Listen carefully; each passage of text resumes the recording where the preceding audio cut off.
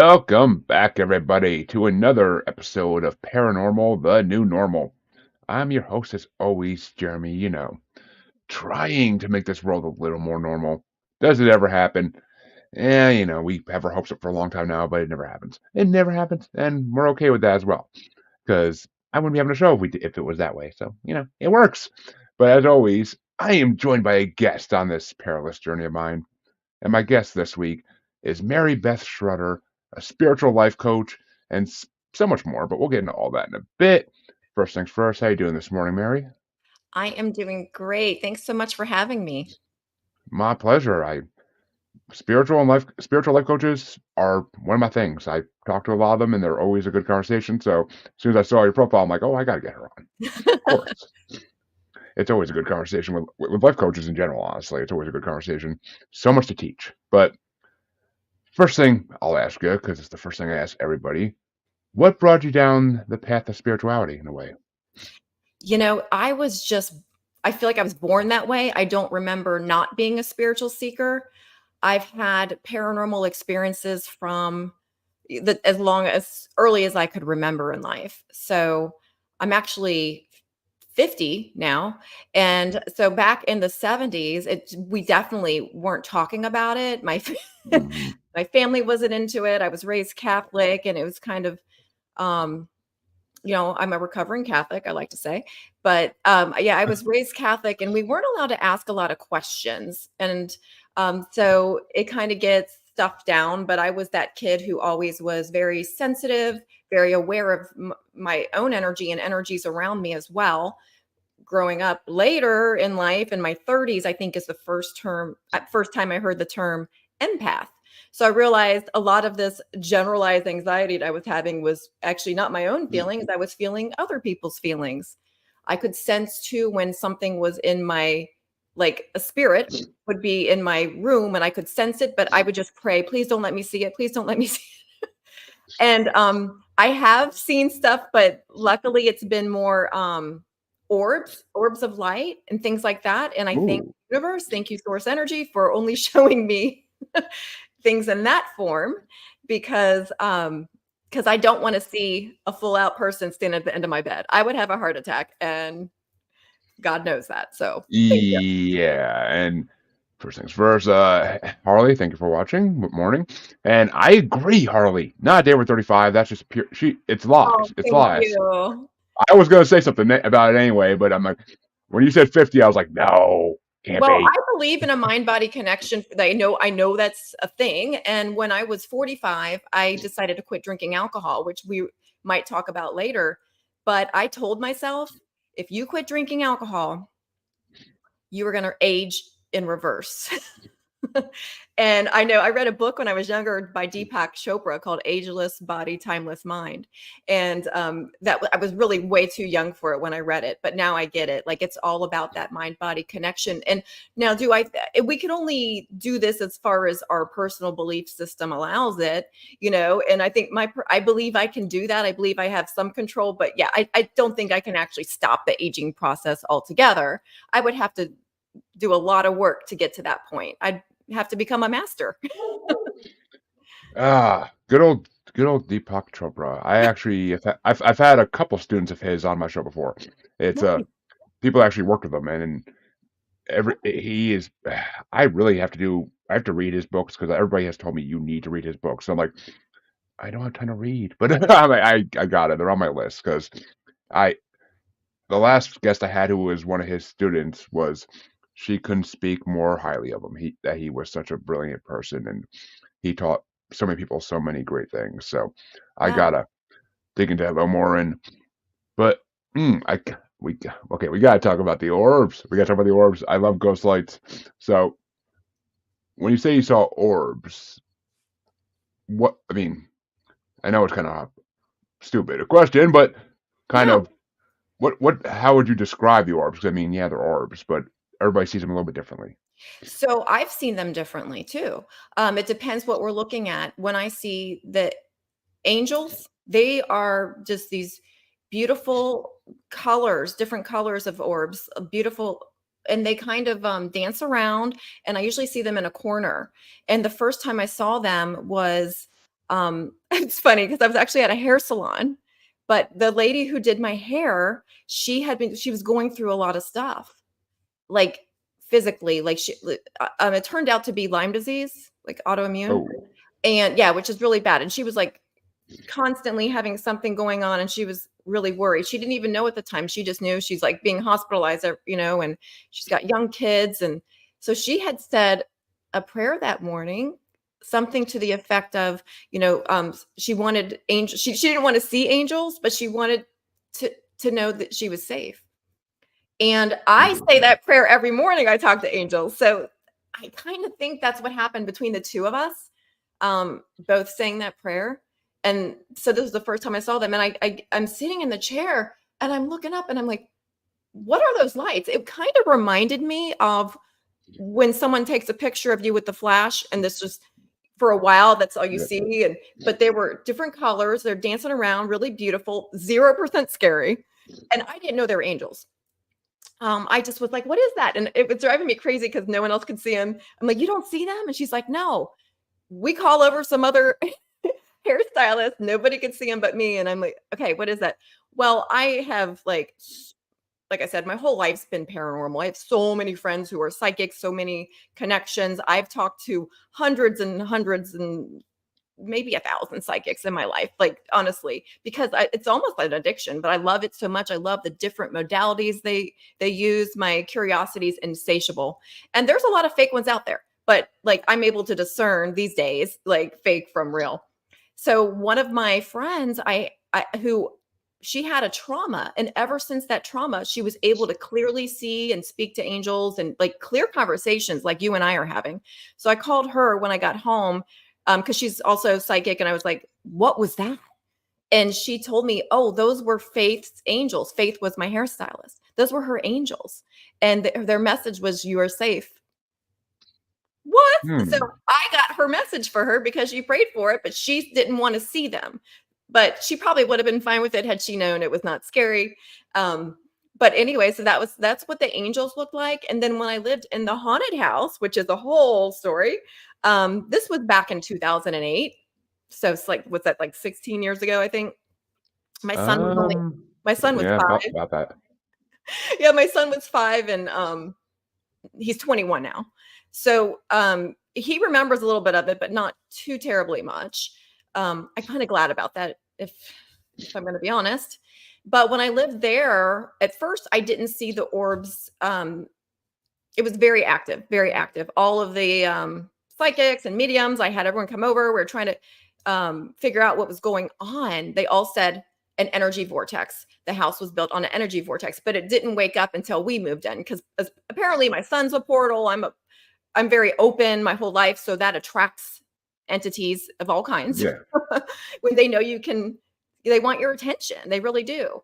And so when we were there, like at first, and I'll tell you how it all started, but just to answer your question about the orbs, um, we would take pictures and there would always be orbs everywhere with faces in them. They had freaking faces. It was pretty freaky. I'm not gonna. Oh, I love that. And if we took pictures of the ceiling, they were all, now I know what they were. So actually I'd seen the angel orbs, but not with my naked eye because there were layers and layers of those colored orbs. Now I know they were angelic protection, but I didn't know it at the time, but that was told to me later. And I should have put two and two together when I saw those orbs with my own eyes, but I didn't. Because that was a long time ago when this happened. And so my son was able to actually command the orbs. Like, so he would say, I want to see 13 orbs. Take a picture. Not, I did that. It's a cell phone. We were using cell phones. Yeah, of course. So he would take a picture. We did have cell phones back then. And there would be exactly 13. And then he would say, okay, now I want to see 5.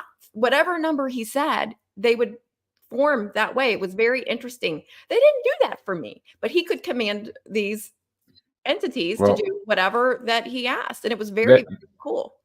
they do. I mean, it is a well-known fact that kids have a closer connection to the other Yeah, side because they're so newly born from it. And it's, I mean, interesting. I mean, being able to control them is kind of cool. And I, I gotta love that the woman who actually the angels were there for his name Faith. There's ironicness in that, and I love it. Right. I love that. I love I that. never But thought of that. and I mean, yeah, I've talked to many people before who actually communicate with angels, and see, that's the part of the paranormal I have a hard time kind of clicking with because it's like, oh, spirits, yeah, I could see anybody talking to spirits. That's not a problem. Angels, I'm like, that kind of makes me go back to my hate on religion. But I'm like, I always try to separate them out from the religion box because then I can see it more if they're just entities. If they're Absolutely, just, and don't throw the baby away with the bathwater situation because, like, even Catholicism, like I see, I have angel wings back here. Those are everyone thinks it's a butterfly. Those are angel wings. But yeah, there's definitely things in religion that are true. It's just been what distorted and misinterpreted oh and twisted God, and yeah. perverted, but that doesn't mean some of it's not true. And they got the angel part right for sure. I talk to angels. I've actually had a couple, well, Atlantis experts on the show, and we dove into 35, 40 minutes of just everything that religion got wrong. And it's an interesting conversation always because it's been so distorted throughout history by so many different people, by so many different groups. It's just it drives me insane. It really does because imagine if we actually had the original texts from all these different religions that weren't edited and what we would actually learn if we had them. Right. I was It's gonna say, just did they get it wrong or was it intentionally removed and hidden? oh, Yeah. I It can I believe happen. I believe you could stick your hand in both of those pots and come up with something because Yeah. it's a lot of the earlier ancient people probably got some of it wrong. Like even I was gonna say even those angel wings you have behind you, shouldn't there be four more of them? But because I mean, angels, I've been told angels have six wings.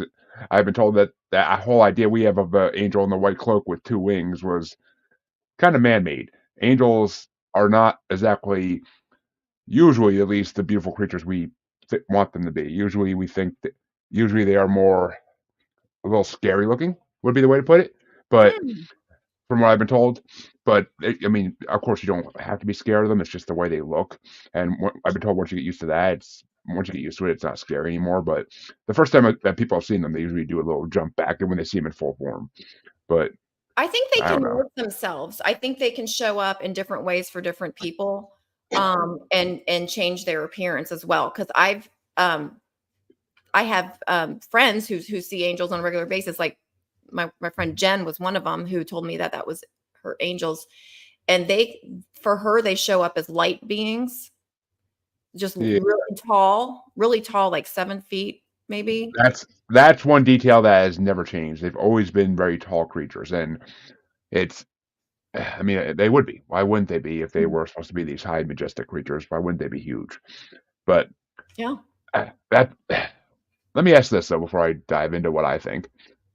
Where do you think angels actually come from? Like, where do you think? What do you? Or and I guess part of that question is, what do you think they actually are? Because I mean, obviously, well, not obviously, but I personally don't believe it's. I don't believe in a heaven per se, like the No. way that the religion describes it. But I think it's more of a dimensional thing. But Yes. let me hear what you think before I dive into my Yeah, so I spiel. think I call God source energy. And I think source energy created them as like there are helpers. So like we can ask for help.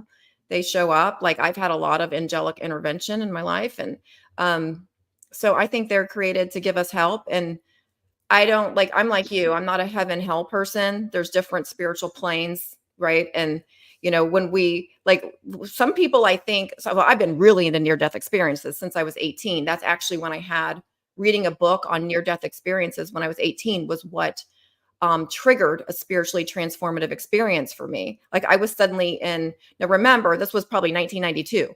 No, there was nobody talking about 5D or anything. So I didn't know what happened, but I think in retrospect, I was in 5D for about 2 weeks.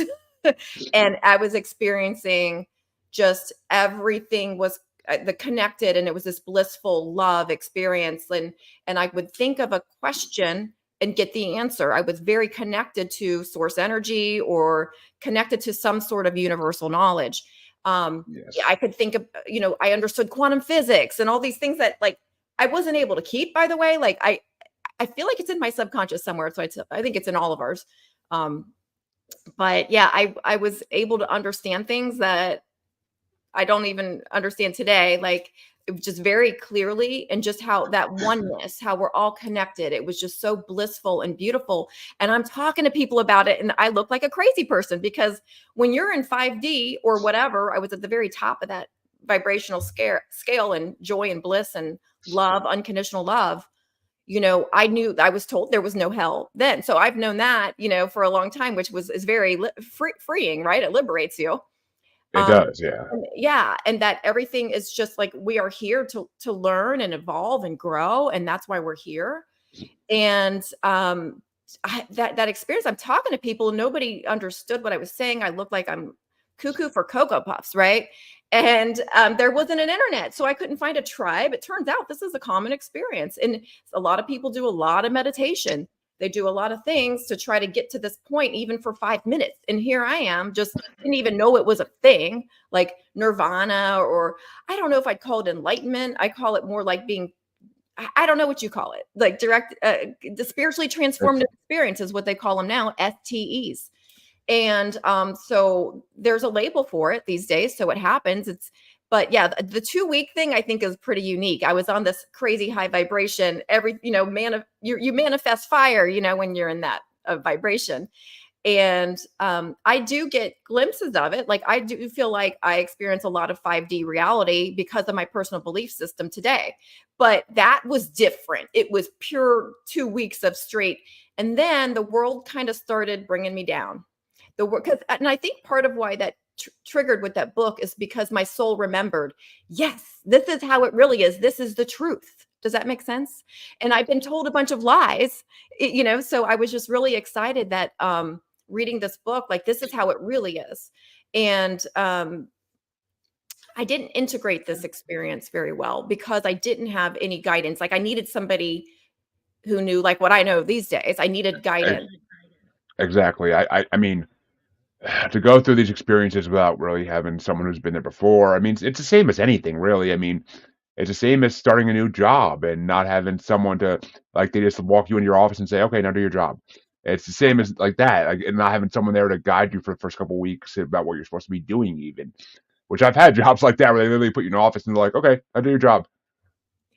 What is my job again? Like it's Sitting there like, yeah, like I'm gonna sit here and wait for something to happen, I guess. It's just people need guidance. People need mentorship. They need mentorship of what they're supposed to do with these type of things. And if you don't have it, it can be a scary experience to some degree because it's a common theme in the show, and I freaking love it. But breaking free from religion's bonds and kind of experiencing what it actually is out there. Because I was gonna say I call it universal power as well. I don't or just the universe in general. I don't the big G. I don't believe in the big G at all. I can't. I just especially. I mean, I can't picture an old bearded white man as the big G. no.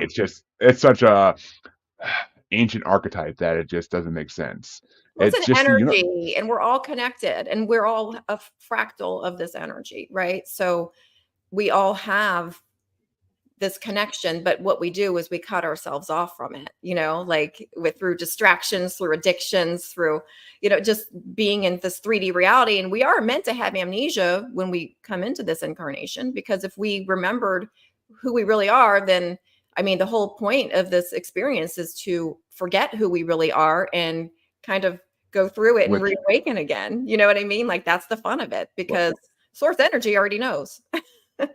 it's funny because the way when people ask me all the time, like I've been asked on other shows I've been on as a paranormal podcaster, do you like what do you think God is if there is a God? I'm like, well, don't call it God, but there is a cluster of stars is what I like to think of it as a cluster of stars or atoms somewhere deep in the void of space.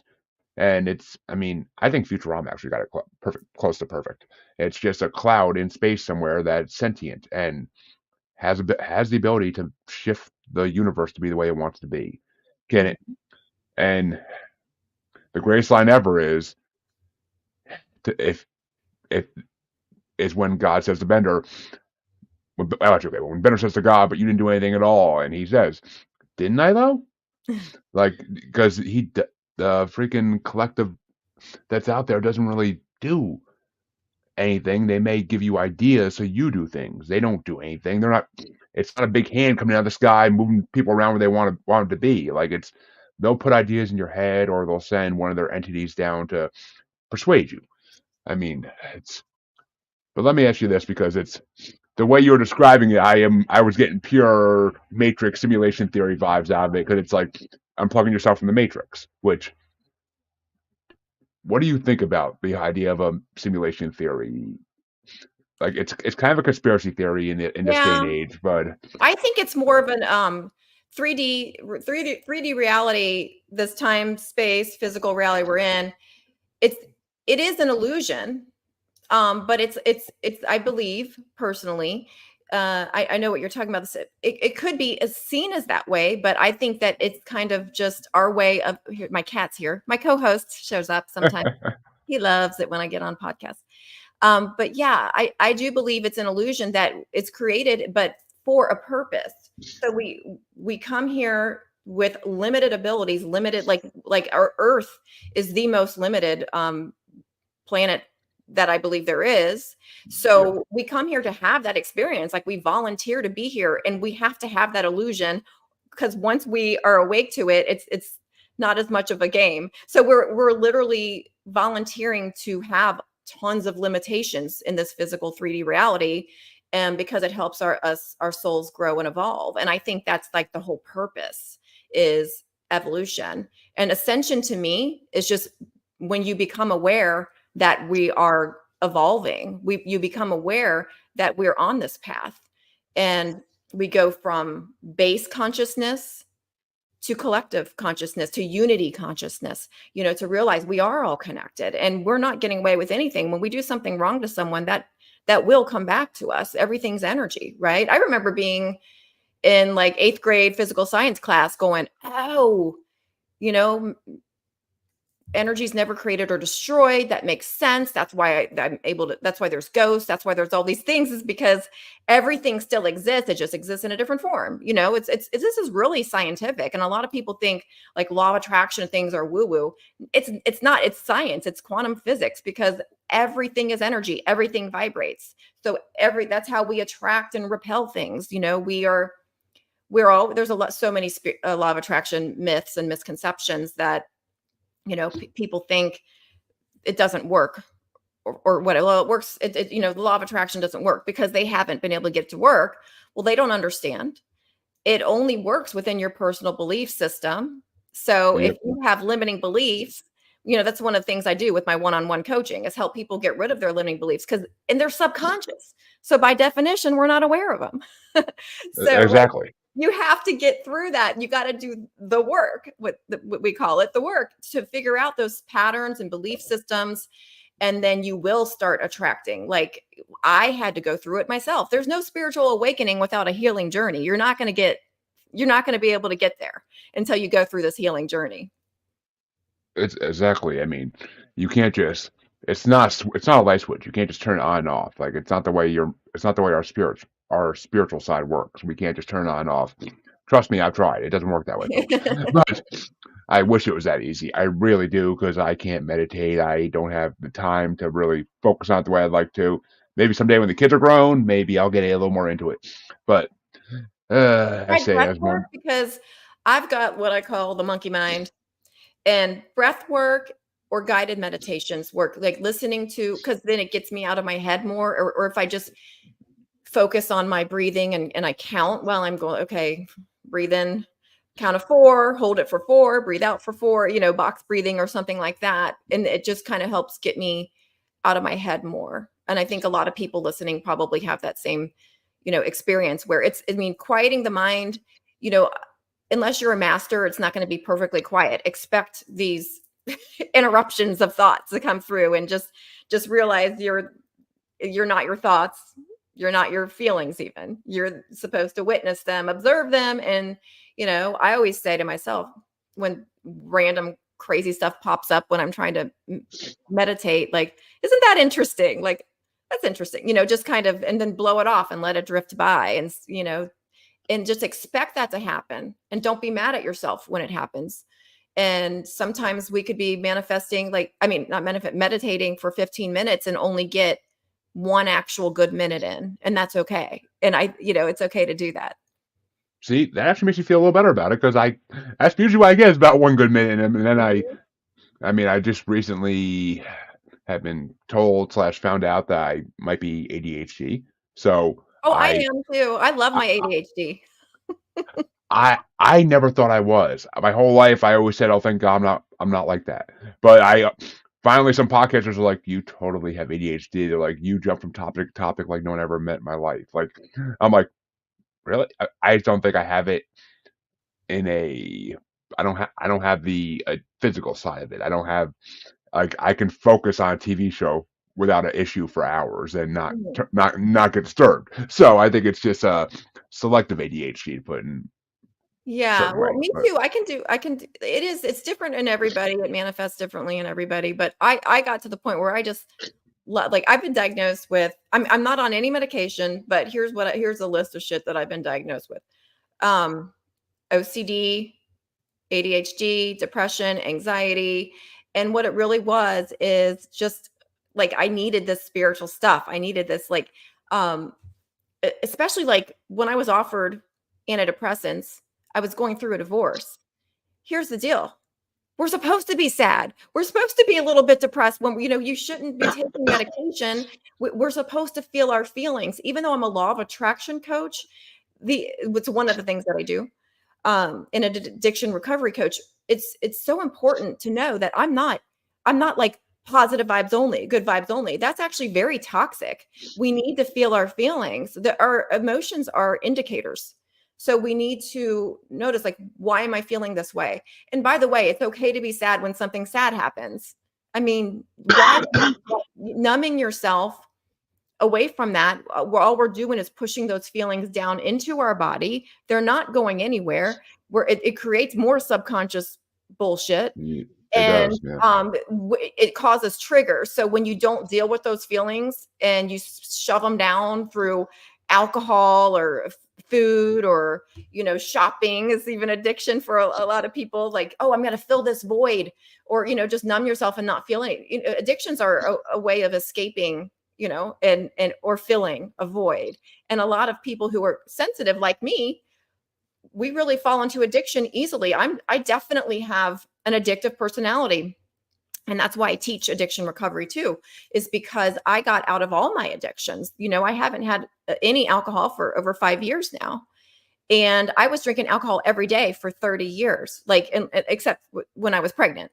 But other than that, I was like, but it wasn't like it was frowned upon in society. It's very normalized. It's glamorized even, and you're not cool if you don't do it. And I didn't think I was doing anything wrong having red wine. And red wine was my thing. I wasn't like, sitting under a bridge with a bottle in a brown paper bag. It wasn't like that. But that's what I'm No. saying is I didn't even realize I was addicted until I 2 years into life coaching when I was like, oh, I'm going to get an addiction recovery niche. I'm going to help people with addiction. And I'm learning about it.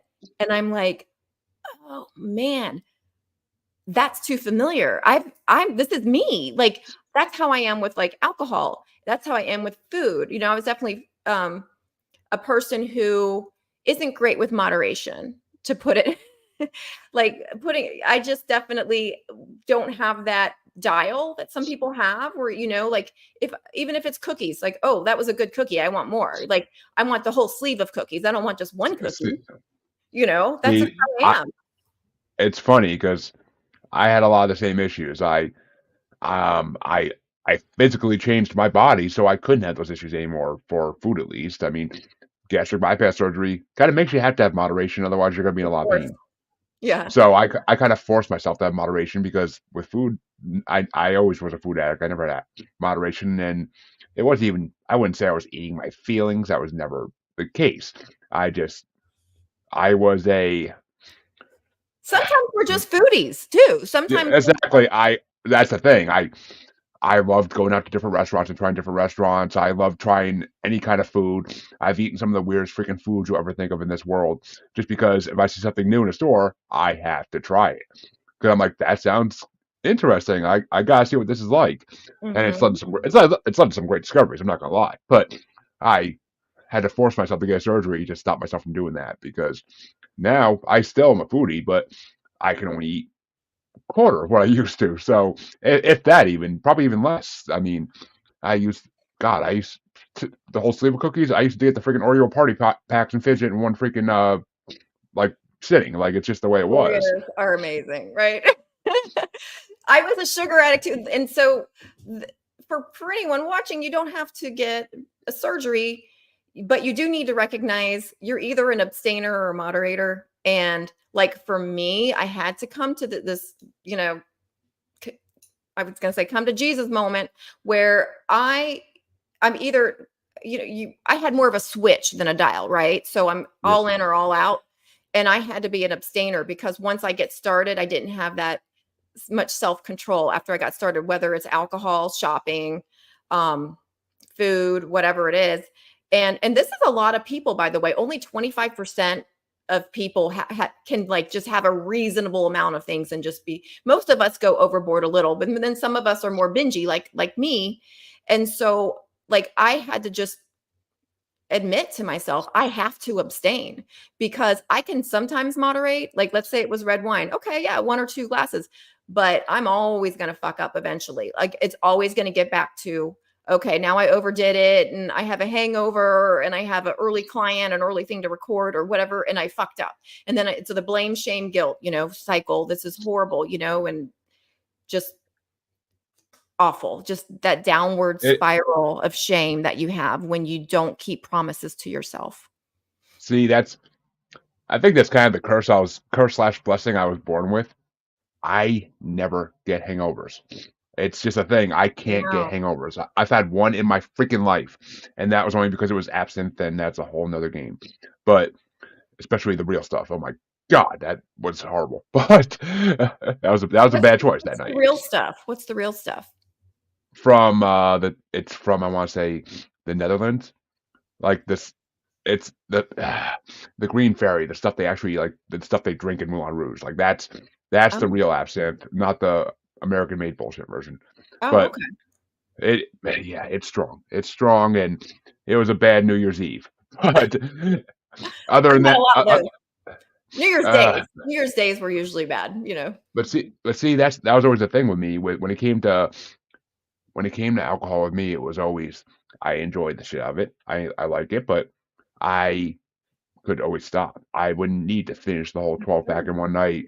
I wouldn't need to finish the whole bottle of whiskey in one night. I could have a couple glasses and then say, okay, that's enough. I could put down the bottle. I could put down the cup now. I'm good. I don't need to pour another one.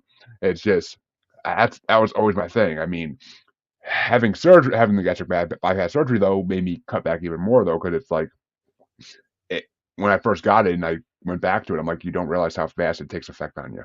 You don't realize how fast it's hitting you until you're at the point where you're like, whoa, I should have stopped a few cans ago. But Well, it's and just the I way it loved goes. it. It was great, right? But is it you get to a point where for me, if anyone listening has that, like, it was affecting my sleep. It was starting to affect too many things. And then it's like, it was fun. Well, yeah, like 3 hours of fun or whatever, but it would ruin my whole next day, and because they would ruin my sleep. And what happens, the science behind it is, alcohol is a depressant. Most people know that. But what they Yep. don't know is that our body actually creates stimulants, which is what it's supposed to do to counteract the depressant. So if anyone's experiencing what I started to experience, and honestly, it didn't affect me too badly until my 40s. Mm, That's when our hormones start to change and things like that. And I think a lot of the effect is cumulative. So you're getting all of these stimulants, and your body creates to counteract the depressant, and then that about 4 hours after your last drink is when the depressant wears off and all you're left with is the stimulant. So it's like I would wake up at 3 a.m. like with my heart racing, anxiety, and that never used to happen to me. So maybe this is planting a seed for some people and I didn't make the connection with alcohol. There's actually a really good book called Alcohol Explained by William Porter, and that's when I was like, all of these issues, I was blaming my hormones for everything, but I didn't realize alcohol was causing my hormones to be wackadoo, right? Like you can't get away with the same things when you're older that we got away with. Like it used to not affect me either when I was Yeah. younger. Like I was just another day, and just go have a just normal day after drinking. But as you get older, things shift and change, and there is I think that's why they call it a progressive disease. That there's a cumulative effect. But yeah, I didn't do AA or anything like that, and that's all. My whole recovery was spiritual recovery, and that's what I teach. Is because for me, and I'm not trashing AA. If anyone listening, if you're in AA or you know someone in AA, keep doing whatever works. I'm a big whatever works person. However, it doesn't work for everyone, and I know a lot of people like me, so I know I'm not alone in this. And maybe this is you. But I just I tried going to AA. Well, I was actually ordered to go. I did get a DUI back in 2009, and so I had to go for a certain number of days, and I did a 3-day getaway, and my life's completely changed without alcohol. Just saying, but um, I I was just noticed like, gosh, it was depressing to me, and standing up and saying I am an alcoholic, like when you say I am blank, whatever you fill in that blank with, you're in creator mode. And that's a law of attraction thing. You are creating that reality. So I don't say I am and then anything negative, like even if I'm sick, I say I am healing. I don't say I am sick. I am healing, so I just the whole thing with talking every day, instead of changing your identity. Like I don't say I'm an alcoholic. I'm a person who used to have a bad relationship with alcohol. That's it. I no longer do. I've changed my identity. I'm no longer that person who orders red wine every night at dinner. I'm no longer that person, who's struggled with or who eats. I don't eat cookies. You know what I mean? Like I just don't even get started. So that's where the abstinence thing comes in, and that's a personal thing. Not everybody needs to be abstinent, but for me, I had to come to that conclusion, and we all need to come to it on our own. Is like, is it really worth that trade-off, that risk reward thing, right? Like that 3 hours of fun, was it worth, like, and the older you get, your hangovers go longer and longer and longer. sometimes Yeah, I mean, sometimes it was a it's 3-day experience. yeah. Oh God, yeah. I mean, you got the best. You got to get back on the horse. I mean, it's the best way to get over it, but it's also the worst way to get over it in the same time. I Like, got in that cycle too, right? The hair of the dog that bit you. And then, yep, and what sucks about that is it really does work. And then, I didn't have that stop button. So I would, if I had the hair of the dog in the morning, I would continue having the hair of the dog all day, and exactly. I mean, it's you wake up from a fun night, you're feeling a little bad, so oh, let's go get some Bloody Marys, and then from there, it just continue. yeah, It becomes an all day thing. It becomes an all day thing, and it drains you. It drains you. I mean, I've done that on vacations, and you come back from the vacation more tired than you were when you left. Like, like so much further relaxed in vacation. Like it just made you more tired by the end of it. You're passing out in the flight home. Like you're just that's passing out a because you're so really good gone. point. Really good point, because like we think, and that's kind of like alcohol was my reward at the end of the day, like, oh, I get to do this, and it was my reward. I felt like I deserved it, but it was actually creating my problem. So it's like that solution was actually the problem, and my life got so much easier without it. I slept better. When we don't get good sleep, that sleep's everything, that controls our vibration. And also alcohol is a lower vibrational substance, and there are spiritual consequences of it. There really are. It does lower your vibration. And I'm, as a law of attraction teacher, I could no longer keep it. Like I was sabotaging myself. I knew that I was lowering my vibe. And now I set myself up for success so I can be the best coach for other people. Like I don't have a bad day anymore. I mean, not saying I've never been sick, but at least it's not self-inflicted. If I feel a little down, you know what I mean? It's completely different than when it's a hangover and you're like beating yourself up for causing it, and like, oh, I said I was only going to have 2 drinks and I drank a bottle and a half or whatever it might be, which is not that hard to do. It is not that hard to do, to drink a bottle of wine. Or Oh God, no! It's. I mean, I think isn't a bottle of wine only really like 2.5 glasses? my pours, it is. My pours is only 2 glasses. Yeah, I mean, don't Not get me wrong. restaurant pours. They rip you off. They're like, here's 3 ounces for $17. You're like, hey, I mean, don't get me wrong. I got some family members who just take that wine glass thing and screw it into the top of the bottle, and that's their glass, the whole bottle. But Yeah. like it's just, I mean, that's the way it goes, and it's just, I mean, that's what personally I never really was that big of wine. I like wine, but it never was my drink of choice. Mhm. So thank God, because I probably would have gone through bottles in a night easily, and it would have got pricey. But I don't know. It's just that's. I mean, that's why I personally always preferred the canned or version or bottle version because I don't need to finish the whole case. That was always my mentality. Is it'll be there tomorrow. I can finish it tomorrow or the next day. I don't need to finish it They tonight. sell I can have. wine in all kinds of ways now. You can get it in a box. I You can get know. it in little mini They're bottles. You can get it in cans now. You can. Like, it's crazy. the, I, these alcohol and tobacco executives. They know what they're doing because they just find what more ways to crack everybody's mentality and make them enjoy it. But and it just they know what they're doing. They introduce tobacco in so many different forms now that you can. Oh, I don't like smoking. Well, guess what? You can vape now, and it's just Yeah. a little bit of smoke. You're not actually inhaling. You think you're not actually inhaling the real tobacco. Oh, guess what? But now You are you're still. inhaling a bunch of chemicals that, are toxic. Exactly. You had all the Exactly. conspiracy theorists, conspiracy theories earlier, and I do wanna bring this up because I'm gonna assume you might have a lot of them, and I'm not saying I'm not against conspiracy. I think a lot of conspiracy theories are simply spoiler alerts, like, yeah, but, um, it's ironic because I won't drink tap water either because of the fluoride, but I so many people are like, "I'm not gonna drink tap water because of all the chemicals and the fluoride," and but they're gonna drink alcohol, and ethanol is known to be a group 1 carcinogen right up there with asbestos and tobacco. Like, it is known to cause 7 different types of cancers, among other things. We know alcohol is, like, not good for our liver, our kidneys, like, all of our organs. It dysregulates your hormones, and it's really you aren't really getting the sleep that you think you are. Like, I thought I was sleeping well, but you're not really, in that the great sleep cycle, it's disrupted a lot, and so it's interesting that people just blow it off, and but the same people who won't drink tap water will drink ethanol every night, which is essentially the same stuff they make rocket fuel out of, and it's Exactly. yeah, it is.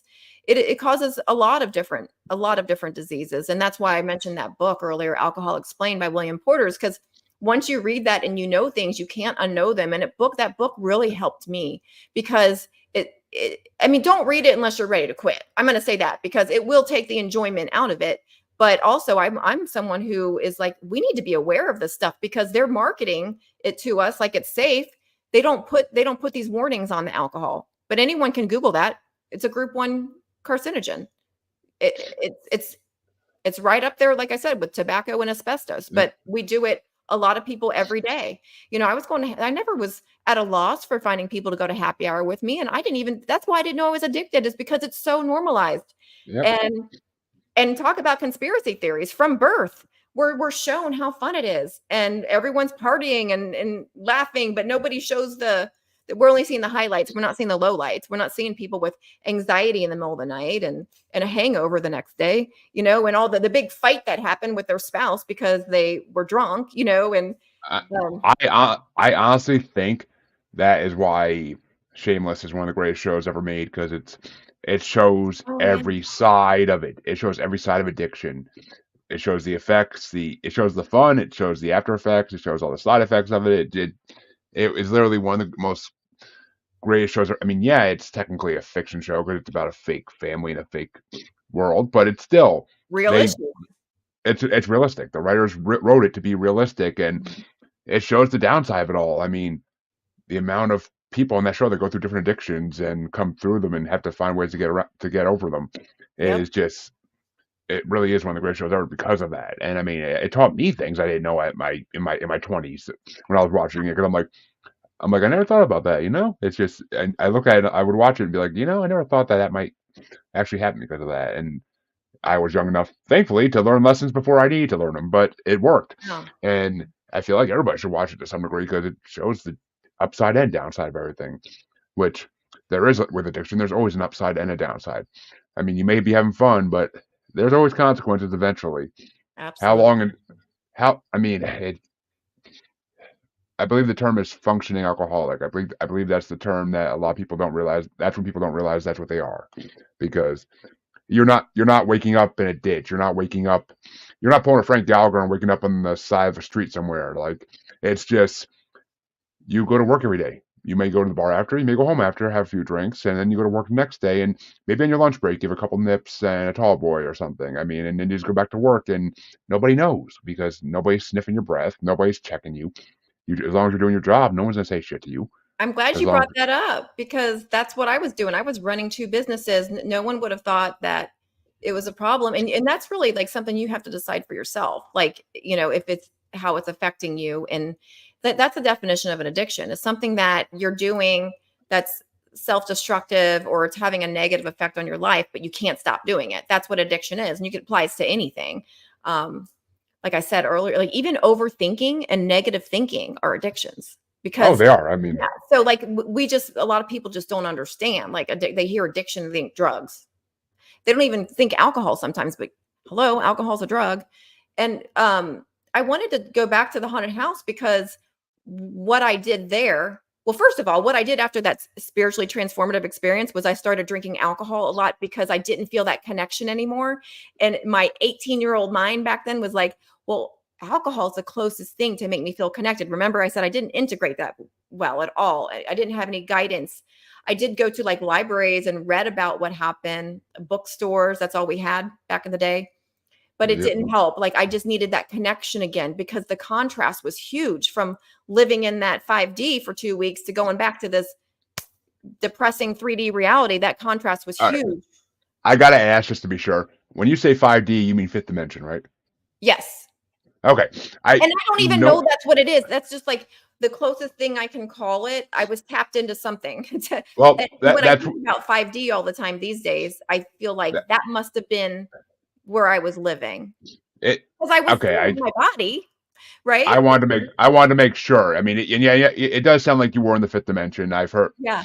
I've heard people. I never heard the phrase 5D. So I'm like, I think that's what it means, but I'm like, I gotta ask to Oh, make you sure I know what I'm talking about here. know.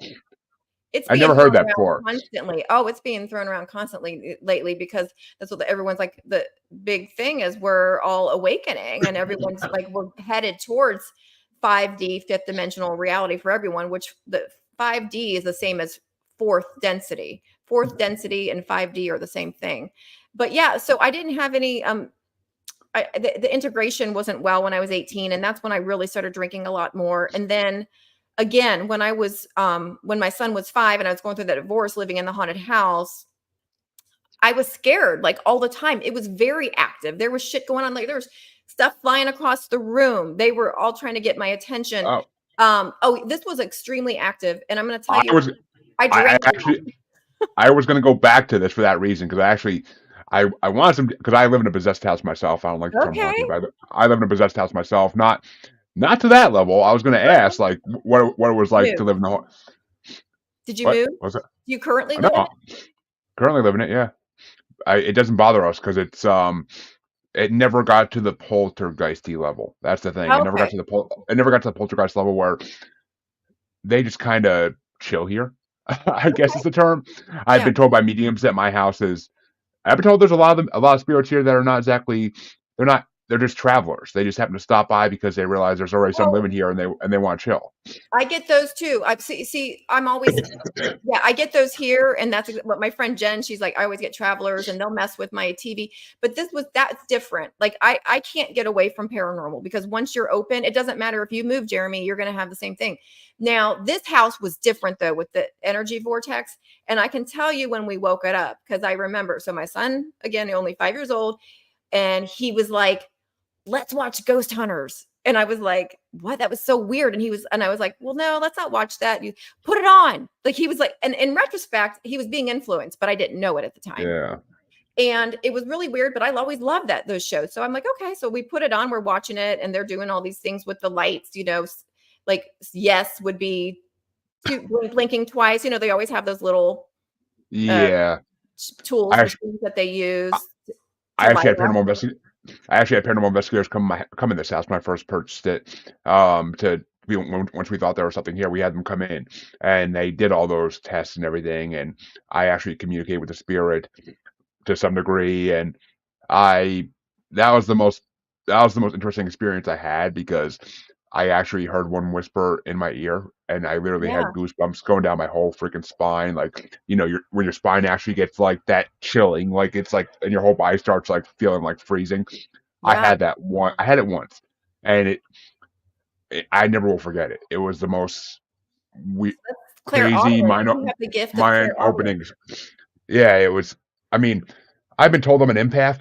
I've been told Mhm. I haven't exactly unlocked it fully yet. Fully yet, Mhm. my spiritual awakening, I've been told, is not meant to happen just yet. I Oh, okay. many mediums say it's going to happen eventually, You but don't I don't wanna know what's force going. it. You don't wanna force it before Exactly, you're ready. You don't.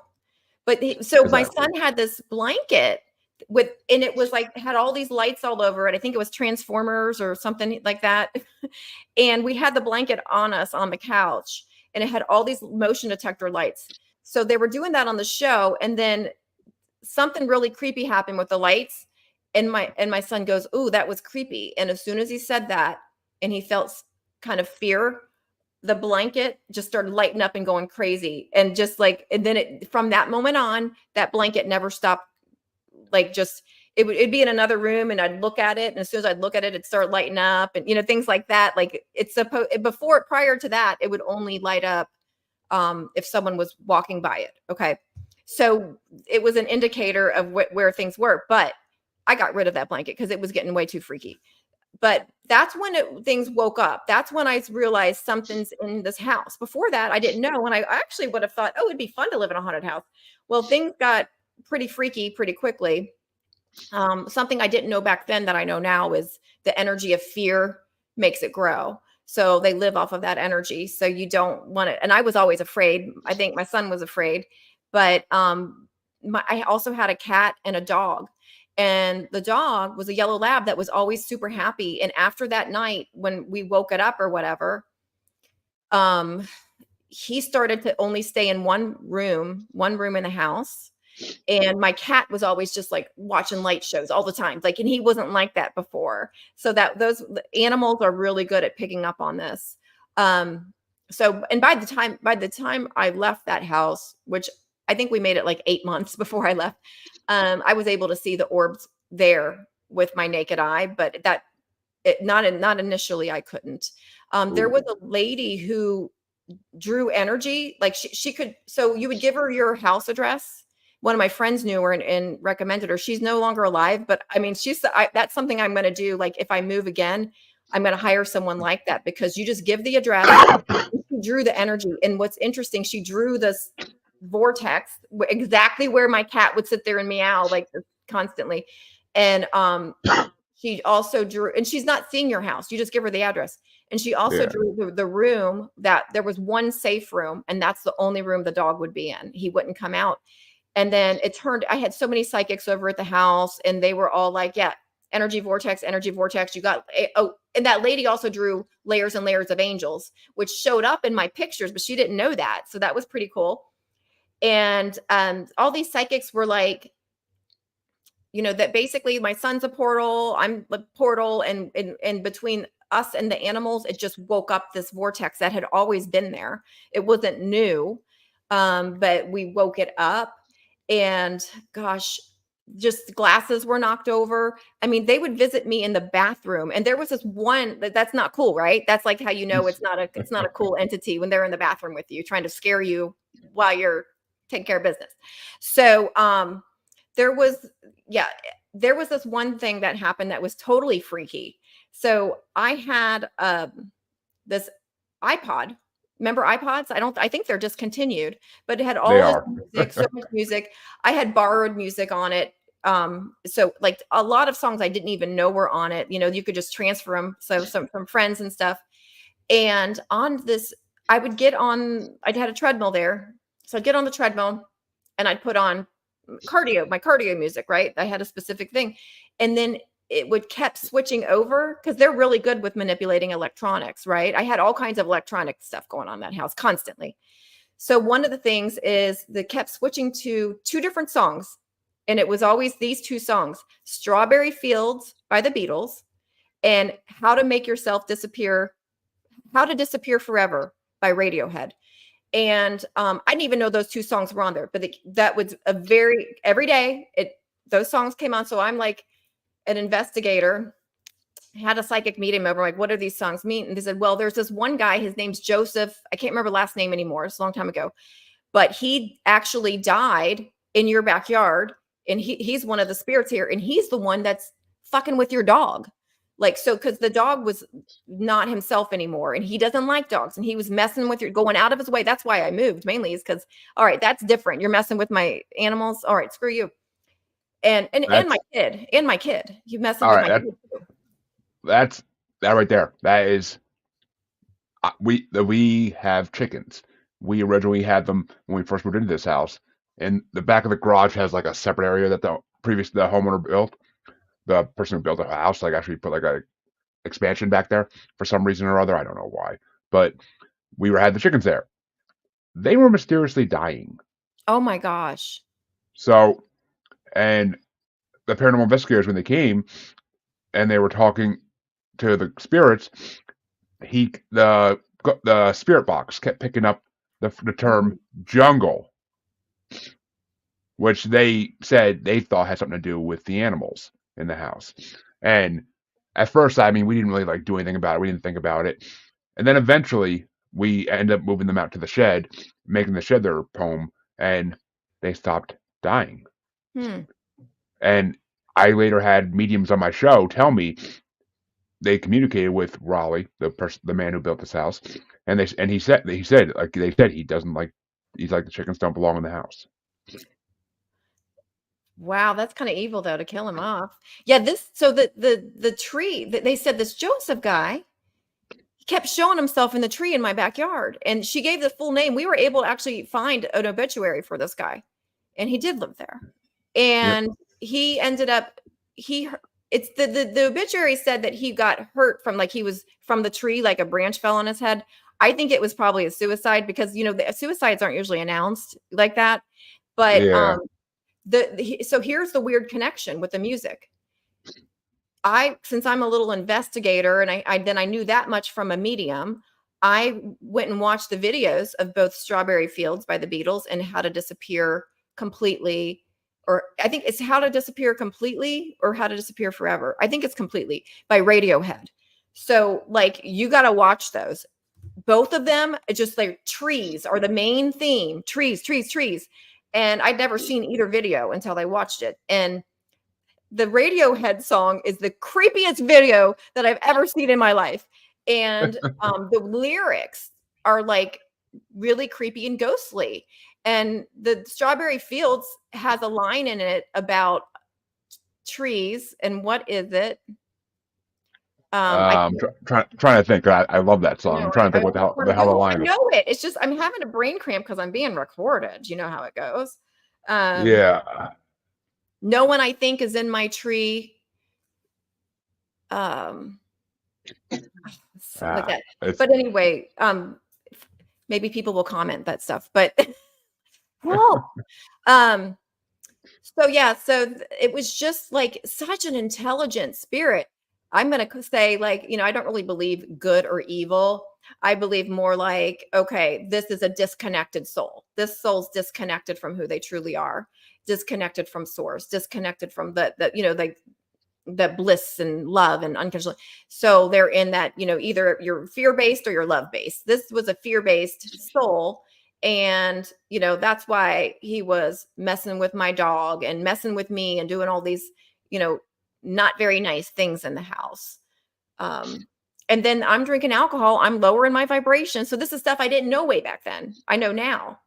And if you ask mediums, they'll tell you, like, the mediums who can actually see, like if you're in a bar, if they could actually see, they see entities, and they're all up around you when you're getting drunk, because when you black out, they take your body for a little joyride. And that's why people who are like, you know, it's happened to me where I'm like, people like, oh man, like I said, I blacked out. I don't remember anything. They're like, what? You were walking and talking and saying, how do I know that was even me? And you're being influenced. I don't think possessed, but influenced at least. And they love to do that. They wait around until they can influence you and they're also using your energy. That's how they get their energy from you. I forget there's a famous movie it's an older movie, but the the giant pink elephant that walks around with the guy when he's drinking. Like that's kind of what it's based on, is that idea. And Interesting. it's actually funny because in the paranormal, well, it's not funny, but it's ironic, and because in the paranormal field, there's a lot of stories out there of people wanting to block out their spiritual abilities, and the only way they can do it is by addiction, whether it be drinking or some kind of some other kind of drug. You're That's not the only way blocking they. them out. You're just connecting to lower entities. It's worse because it actually destroys your aura. It lets things in. The last thing you're doing is blocking it. You're actually allowing lower entities. Well, I mean, but you, I mean, from what I've heard, mainly it's people who have spirits talk to them, like it blocks out the voices, and There are much it, better it ways of blocking them out. oh, there is. I'm not. That's what I'm saying is there's 100% better ways of blocking them out, but that is, I mean, that's also why people got used to get diagnosed as schizophrenic back in the day when really they were just talking to spirits. They weren't. They weren't. 100%. Yeah, and They I used weren't. to kind of think They that I weren't just was hearing voices. crazy. Yeah, and that's very sad that people get diagnosed with schizophrenia when they just have a really strong connection to different dimensions and spirit realms. It's Yeah, true. that's I mean, really sad. it really is, and it's. I mean, I never. Luckily, I never. Well, not luckily, but I never had the connection be that strong where I felt the need to do anything like that. Like, luckily, I mean, I never felt the need to do anything like that, but I also kind of wish this connection was that strong in a way. So it's a dual-edged sword. But that, There's main reasons why people turn to addiction, and a lot of it's childhood trauma. I had some trauma when I was a child, and started around age 5, and you become sensitive to. I think that's when things switched for me because you become really sensitive. Like my parents were divorced, and then I had this abandonment thing, and I just had all this fear, and I was like so sensitive of everything. And when I first had my first drink, I was only 11 years old. I was on vacation with a friend of mine and her family, and they were kind of lenient, and they just like left alcohol on the kitchen counter. And I wasn't, look, I was a brat. I wasn't the best kid in the world. And we snuck alcohol, and I was like, this is the answer, because it was the first time I ever felt relaxed. Like I just always was so anxious, and I think it starts from trauma. And also, just if you're just really overly sensitive to energies, it calms you down. So that might be what you're trying to say, because it calmed down all of this. Like I didn't want to feel so much. I felt so much, and I still feel a lot, but now I'm just better at like now you know blocking how to cope with it. You know how to cope with it now. things Yeah. like this, like black obsidian, black tourmaline, things that you could wear. Like I wouldn't leave the house without these days, because we do, like, some people are more sensitive to energies than others. But yeah, so that's like when I first drank. I didn't start drinking when I was 11, but that was my first drink, and I was just thinking, this is the answer. Like, and actually, when you like it that much at that young of an age, that's a red flag. That's going to be a problem later on in life. But honestly, by the time I was 14, I was partying a lot, Yep. with my friends. I So mean, yeah. it's normal. I I did to some degree at that age. I mean, I didn't really have friends, so that kind of helped with it. But as I say, I Drink really by didn't really myself. have. Ah, I had a lenient father, but put it that way. But basically, and it's funny you mentioned that because it's funny you mentioned the certain people feel energy a little more because it's when I started talking about my house being possessed a good 10 minutes ago, I started getting a chill up my spine, and I was like, I was feeling it too. I was like, I'm like, ooh, I'm like, okay, Raleigh knows I'm talking about him. Apparently, he apparently knows I'm talking about him because he stopped by to see what I was doing. yeah. And it's weird because I haven't. I used to feel that all the time doing this show especially when I was doing it in the basement. When I used to record in the basement, I used to always get that feeling when I was talking about my house. I haven't had it in a long time, and today was the first time in a long time that happened. I was like, oh, it's been a while. Yeah. The last traveler, I had a traveler that, so I didn't know what was going on, but so how like Netflix, and like, when you're trying to stream something, like it'll take a second and then it'll Yep. pop up, right? Well, it just kept staying there. Like I could never stream anything anymore. There was something going on with my TV. And it's only my son and I who live here in this house. We don't use enough for it to be a problem. We had plenty of um Yeah. whatever power Camera. that is. Yeah. That yeah. But I called the cable I had them come over and they're check everything. They're like, this doesn't make sense, and I'm like about to cancel all my streaming things. And I was like, ooh, I wonder if it's, a ghost. So I called my friend Jen and she was like, oh yeah. She's like, you have a guy there. He overdosed at about 21 years of age and he just kind of hangs out and he uses your TV for his energy. And then he goes out and about and then comes back, uses my TV. So what we do is we invite him to go to cross over so that he doesn't stay. And because a lot of that's what spirits are when they're ghosts. It's just they're afraid to cross over for one reason or another. He was afraid because he had overdosed and he was afraid that he was going to have a hellish Yeah. experience or something, like because he didn't know. And so we talked him through it. He crosses over. My TV started working again and it hasn't given me a problem since. Like they use your dryer, they use your appliances, like especially your dryer. There's something to do with the static electricity. So I always Makes used to sense. have spirits down there. And that's still in this house. Like I still have activity, but understand there's spirits everywhere. Y'all are either noticing them or you're not. They're everywhere. But they are more attracted to you when you're open, for sure. I get more than the normal average person. But it's different than having a house with that energy vortex that I had before. That was not cool, right? And then we ended up moving and to a house down the street actually, and it was beautiful, nothing went wrong.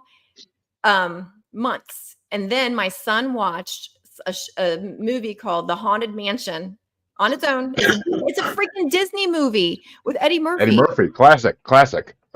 Well, it freaked him out, and guess what? It started all over again, except in this house because you can.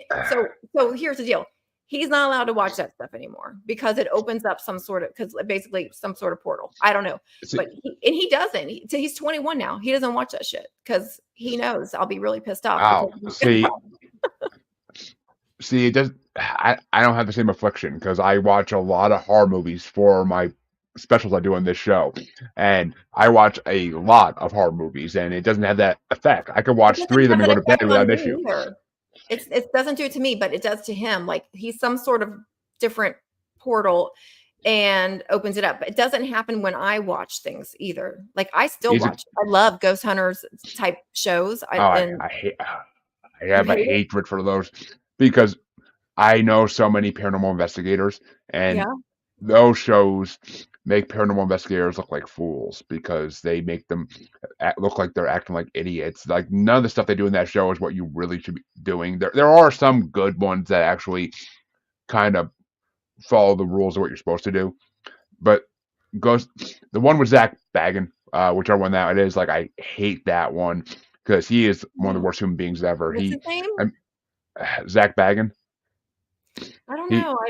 Maybe he's I don't know their names though. I can't remember. I haven't watched one for a long time, but there was also like a haunted story, like those stories. Those are the ones I really like because it made me feel less crazy. Because like, and I oh well, don't think I'm the getting the name right. It's I the, don't. the one the ones where it's actually like more of a documentary type thing, and they're Yes, explaining yes, those I love those those. are those are good. Those are good. I hate like the Ghost Hunters International and Ghost Hunters and all that crap because they literally just run around a house like threatening ghosts, like come on, and it's like they're not gonna. No ghost is really gonna respond to that. If something No, responds to that, it's not a ghost. It's something else that you should be running from yeah, it's because a demon. it's a well, yeah. I mean, what it's whatever. I mean, if that's I've talked to a lot of people who don't believe in demons. They believe in just bad spirits, but there are other things out there, ancient things that you don't want to mess with that may be living in a house. I mean, it's Mhm. just. Well, I yeah, actually talked to. I think a spirit that I'm not like a demon person either, to be honest, but I just think like that's just the label that we stick on things that are kind of more on the fear-based evil side. Like they've just like I said earlier, it's entities that have disconnected themselves from the light. That's Oh, I mean, and there are other things that were never in the light to begin with. I mean, I've had guests in this show who've had jinn experiences. I've had guests who've had experiences with. I actually had one paranormal investigator who went to a house and it was actually a minotaur spirit. Oh yeah, there's all kinds of weird stuff. My friend Jen had gone through all of the stuff that was in that haunted house. It was like everything. She went through I have it recorded somewhere, but I would have to listen to it again because it was so long ago. But all of the different weird things that were in that house, it was so many things because it was a vortex, like a portal vortex situation. Yeah, which that's a It that attracted that's a everything. that which is amazing. I mean, ooh, that's the type of stuff I want to hear documentaries about is Yeah. houses with a vortex like that where it's oof, that's creepy as could be, and that's I don't know if I could live in a house like that really. I I wonder wouldn't be what able to live in a happened house to the like that. people who live there now. Like I didn't say anything because I You mean, can't. You you really can't. can't because you're not going to sell it. So I was like, "Oh, I wonder what happened." And, maybe it was only I tell myself to feel better, like maybe it was only us and No, well, it'd be different for them. They won't have that activity. you and your son may have been the catalyst that really helped accelerate it, but if there's a portal there, it was always there. You may just activate it a little bit and draw things to it. But Yeah. it will always be there, and there will be other people that will open it as well. So Yeah. it's nothing you can do about it. Yeah. Eventually, it'll find a forever owner who wants to that. There are people who like living in situations like that because it gives them they're connected and they can deal with it because they can either cross these spirits over, or there may be someone eventually who can close it. Maybe there's someone who can close it because I mean, That was if you get the right, offered to me by a psychic medium, but I didn't it was really expensive, and I was like, I don't feel I could ever trust that." Like, I would still not feel good, so moving was I the mean, option I took. if it's one of those things where I'd want to actually like physically see it closed, like can you make it actually show and can you show it closing? Like that'd be my question right away. If someone wanted me to pay for that, I'd be like, can I physically see it? Otherwise, I'm not believing this is happening. Like it's just seeing is believing in a lot of cases, and I am Exactly. not seeing it. So I I needed don't know. more, right? Exactly. You can't just go on people's words always, especially in the paranormal field. There's a lot of, like in every field, there's a lot of shamsters out there that are trying to take money. Absolutely. I've talked to so many psychics and mediums, and I know like I know it's real because I've had my own personal experiences. I know it's real, but there are, a lot of people who are fake. Like, I mean, and luckily these days I have discernment and I can tell the difference, but I feel so bad for people who don't have that and they end up changing their life based on something a psychic says. And I want anyone to know who's listening, this is so important. All a psychic can do is read your current energy, right? That's all they're doing. And if you don't change anything, that's what's going to happen. But you have free will and you don't give away your power to a psychic because you can it doesn't matter what they say, you can shift things. That's the purpose of me going to a psychic would be for guidance. I'm like, "Oh, ooh, I don't like that, so I'm going to shift things." We have free will. We can change anything that a Uh, psychic says, and they're only reading your current energy field. And uh, then it's up to you to change. Do not give your power away to a psychic. And then some of them are not even connecting with you at all. And they're not going There, to tell you that because it's bad for their reputation. it's bad for the reputation, it's bad for business, and there is free will and fate. That's the thing. There's any good psychic will tell you there's free will and fate, and they're going to say, I can't. I see what will happen if you don't change something. Any good psychic will tell you that. There's I interviewed a while back, like God, a year and a half ago now. Corby Corby Mitlead. She wrote a book, The Old Brick Road, a guide to good versus bad psychics, and it basically is an instruction manual to tell you all the warning signs to look out for if you're dealing with one who's just trying to scam you.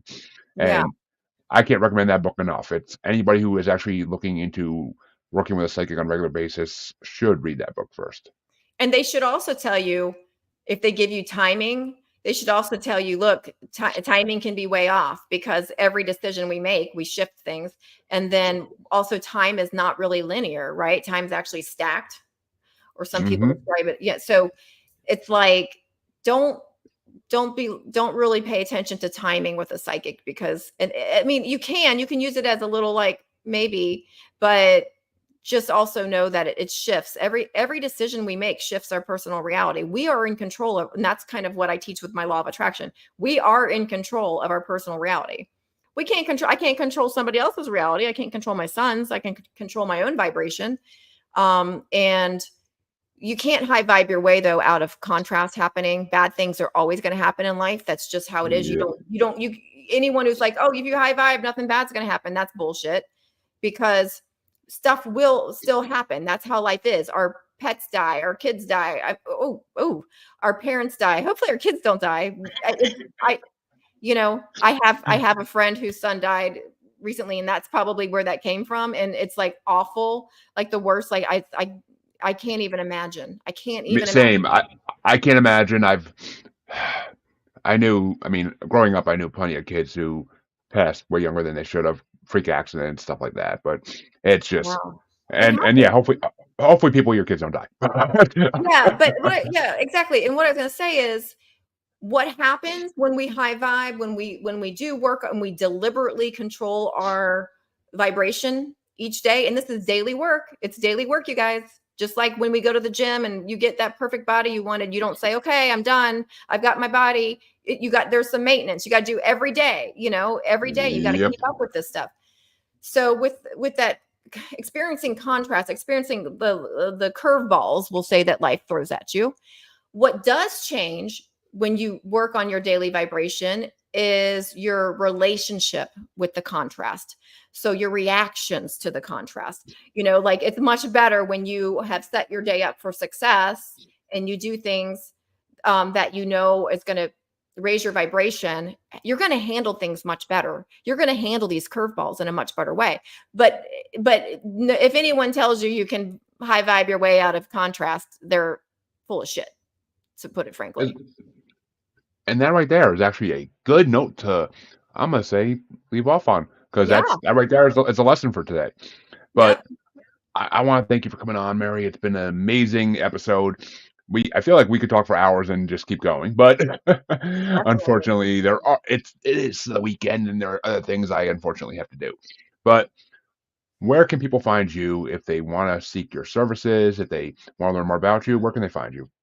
So my website is day1lifecoaching.com, DAYONE, lifecoaching.com. I don't know if are you going to post my link tree? Because my link tree has Oh, everything on it. Like, I can I'm gladly on, put I'm that in on the every pot. platform, like I can Instagram, glad TikTok, Facebook. I can gla- I can gladly post that in the episode description. That's not a problem. Perfect. Yeah. But day1lifecoaching.com. And something, if someone who's listening is struggling with addiction, what I can do is I could use a coupon code for your listeners. I'll use paranormal. That would make sense. Paranormal. Yep. And as a coupon code, if you go to my website, and also this link will be in my link tree directly to these cards, but addiction recovery with the law of attraction. These are the cards I created. It's basically a download. Like, I channeled them. And it was after I was sober and I was just received the idea to put it, and then I took action on it. That's another thing. If law of attraction, you have to take action. That's another myth, is like, you can't just sit on a meditation cushion all day thinking positive thoughts.